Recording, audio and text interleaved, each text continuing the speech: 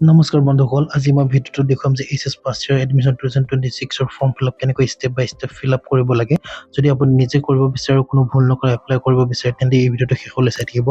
আপোনালোকৰ ডকুমেণ্টছৰ প্ৰয়োজন হ'ব এখন পাছপোৰ্ট চাইজ ফটো আৰু কাষ্ট চাৰ্টিফিকেট। তাৰপিছত আপোনালোকৰ মাৰ্কশ্বিটখন লাগিব, ক্লাছ 10ৰ মাৰ্কশ্বিটখন, আৰু APL আছে নে ঘৰত BPL আছে সেইটো জানিব লাগিব। বাকী চব আপোনাৰ বেছিক ডিটেইলছ ফিল আপ কৰিলে হ'ব। প্ৰথমে গোটেইখিনি ডকুমেণ্ট ৰেডি কৰি ৰাখিব, 1 MB তলত হোৱাকৈ ফটো হ'লে হ'ব।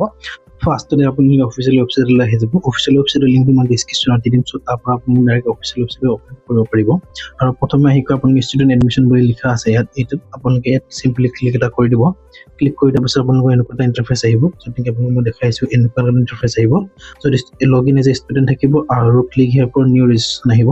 চ' আপোনালোকে চিম্পলি ক্লিক হিয়াৰ নিউ ৰেজিষ্ট্ৰেশ্যনত ক্লিক কৰি দিব। ক্লিক কৰাৰ পিছত আপোনালোকৰ এনেকুৱা এটা ইণ্টাৰফেচ আহিব, য'ত আপোনাৰ ফৰ্ম ৰেজিষ্ট্ৰেশ্যনটো কৰিব লাগিব। ত' ফাৰ্ষ্টতে 1 নম্বৰ পষ্টত 1 নম্বৰ জেগাত আছে আপোনাৰ চিলেকশ্যন বৰ্ড হয়, তাত আপোনাৰ বৰ্ডখন চিলেক্ট কৰিব লাগিব।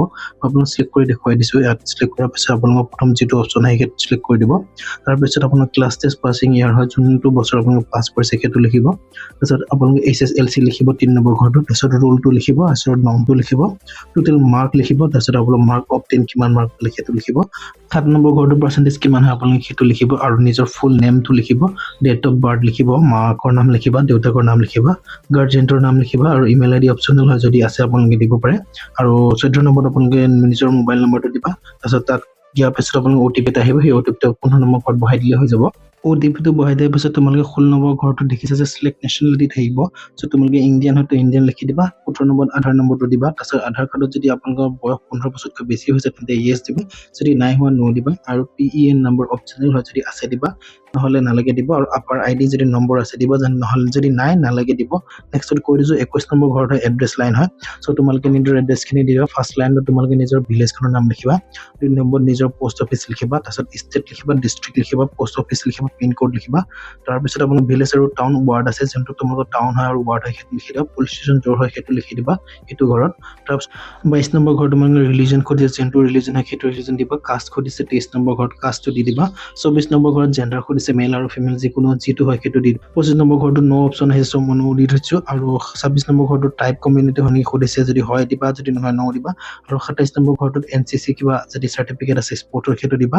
আৰু তোমালোকৰ APL নে BPL কাৰ্ড আছে সেইটো ইয়াত চুজ কৰি দিবা। যদি তোমালোকে ক্লিক কৰাতে APL নে BPL বুলি অপশ্যন আহি যায়, চ' মোৰ ঘৰত APL আছে, চ' মই APL দিছোঁ। তাৰপিছত 23 নম্বৰ ঘৰটোত ডকুমেণ্ট আপলোডৰ কাৰণে আহি যাব।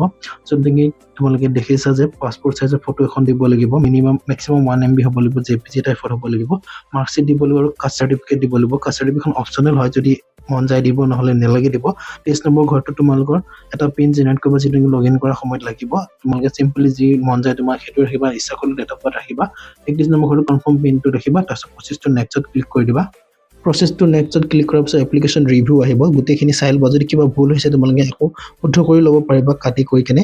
চ' সেইখিনি মোৰ কোনো ভুল নাই। ত' লাষ্টত হিয়াৰ বাই ডিক্লেয়াৰ বুলি এটা আছে, ত' সেইটো ঘৰত ক্লিক কৰি দিবা। ক্লিক কৰি দিয়াৰ পিছত ৰেজিষ্টাৰত ক্লিক কৰি দিবা। ৰেজিষ্টাৰত ক্লিক কৰাৰ পিছত আকৌ OK অপশ্যন আহিব, চ' চিম্পলি OKত ক্লিক কৰি দিবা। ৰেজিষ্টাৰত ক্লিক কৰাৰ পিছত আপোনালোকৰ এনেকুৱা এটা ইণ্টাৰফেচ আহিব, য'ত তোমালোকে দেখিছে যে বহুত কলেজৰ নাম লিখা আছে। যোনখন কলেজত এপ্লাই কৰিব মন হয় সেইখন কলেজত এপ্লাই কৰি দিলেই হ'ব। চ' তোমালোকে নিজৰ যোনখন ওচৰৰ কলেজ হয়, চ' তাত এপ্লাই কৰিব পাৰিবা। ইয়াত বহুত অপশ্যন আছে। তোমালোকে কলেজ কেনেকৈ বিচাৰিবা, কলেজ বিচাৰিবৰ কাৰণে ফিল্টাৰ কলেজ বুলি অপশ্যন এটা আছে, এইটো হয়, তাত ক্লিক কৰি দিবা। তাত ক্লিক কৰাৰ পিছত ডিষ্ট্ৰিক্ট চিলেক্ট কৰিবা, গোলাঘাট হয়, মই গোলাঘাট চিলেক্ট কৰিছোঁ। চ' ষ্ট্ৰীম চিলেক্ট কৰিবা, ছায়েন্স কমাৰ্চ ক'ত পঢ়িবা, যদি ছায়েন্সত হয় ছায়েন্সত ক্লিক কৰি দিবা। তাৰপিছত ফিল্টাৰ কৰি দিবা। ফিল্টাৰ কৰি দিয়াৰ পিছত অকণমান টাইম লোডিং ল'ব, যদি নেট বেয়া থাকে। তাৰপিছত তোমালোকৰ বহুত কলেজবিলাক আহি যাব। কলেজবিলাক আহি যোৱাৰ পিছত তোমালোকে যিখন কলেজত এডমিশ্যন ল'ব পাৰিবা, যিখন কলেজত এডমিশ্যন ল'ব মন আছে, চিম্পলি তুমি এপ্লাইত ক্লিক কৰি দিবা। এপ্লাইত ক্লিক কৰি দিয়াৰ পিছত তোমালোকৰ এনেকুৱা এটা ইণ্টাৰফেচ আহিব। চ' তোমালোকে চাই ল'ব যে step 1 registration complete, select institute হৈছে, চিলেক্ট ষ্ট্ৰীম এপ্লাই। চ' তোমালোকৰ এইখিনিত এপ্লাই হৈ যাবগৈ। চ' তোমালোকে এইখিনি কলেজত এপ্লাই হৈ গৈছে।